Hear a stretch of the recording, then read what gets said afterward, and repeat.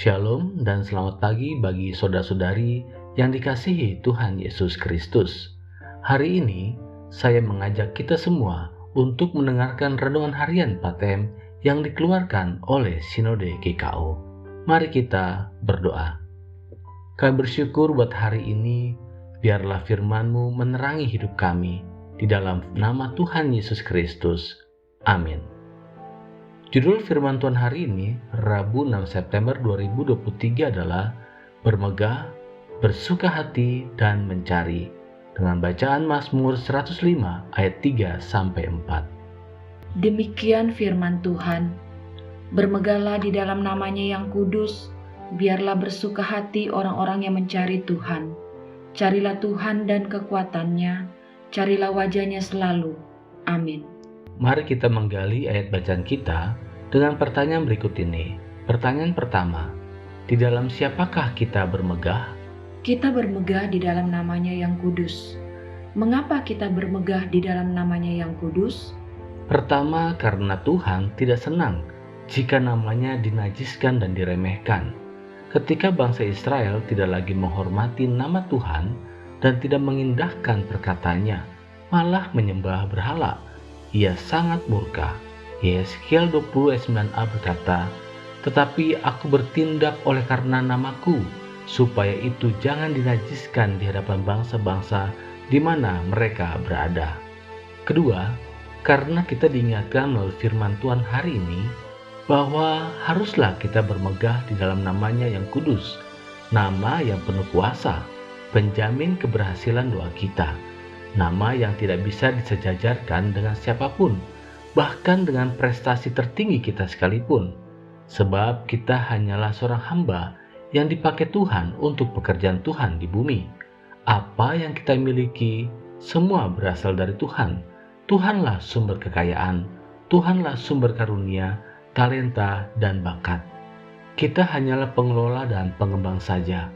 2 Korintus 10 ayat 17-18 berkata, "Tetapi barang siapa bermegah, hendaklah ia bermegah di dalam Tuhan, sebab bukan orang yang memuji diri yang tahan uji, melainkan orang yang dipuji Tuhan." Ironisnya adalah ada orang yang bermegah pada dirinya sendiri.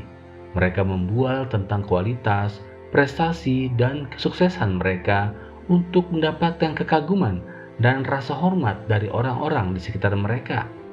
Tipe orang seperti ini hendak memberi kesan tahu lebih banyak daripada yang lain dan merasa paling berperan untuk menutupi rasa ketidakamanan dirinya sendiri.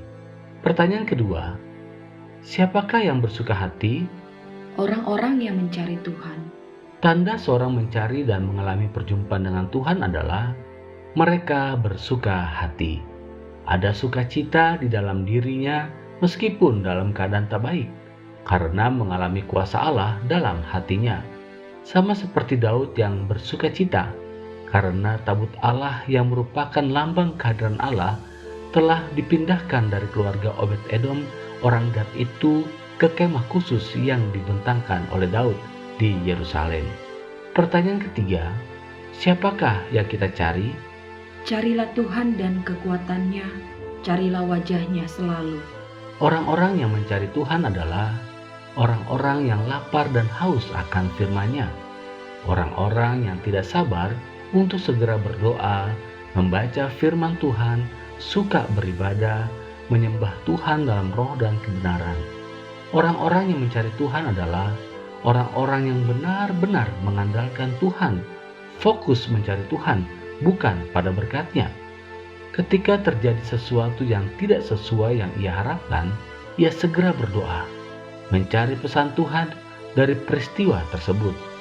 Rasul Paulus tahu apa itu kekuatan Allah dalam Roma 1 ayat 16.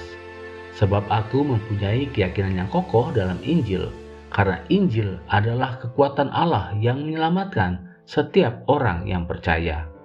Raja Daud memberi nasihat yang sangat berharga bagi kita untuk mencari Tuhan selalu. Jika saat ini Anda ada dalam pergumulan, mulailah mencari Tuhan. Jika Anda sedang mengalami semua yang baik dalam hidup Anda, carilah Tuhan. Jika Anda lagi sakit, lagi susah, carilah Tuhan. Jika kita lagi senang, carilah Tuhan.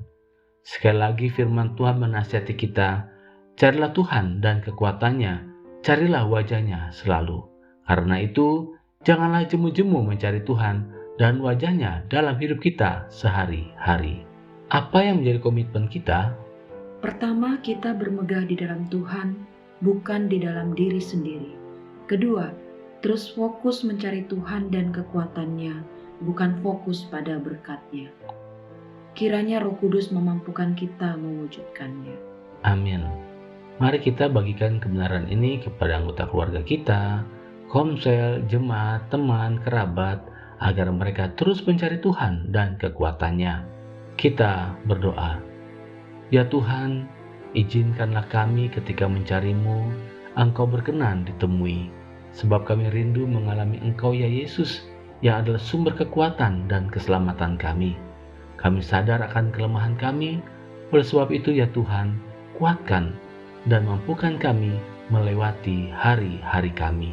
Di dalam nama Tuhan Yesus Kristus. Amin. Tuhan Yesus memberkati saudara. Shalom.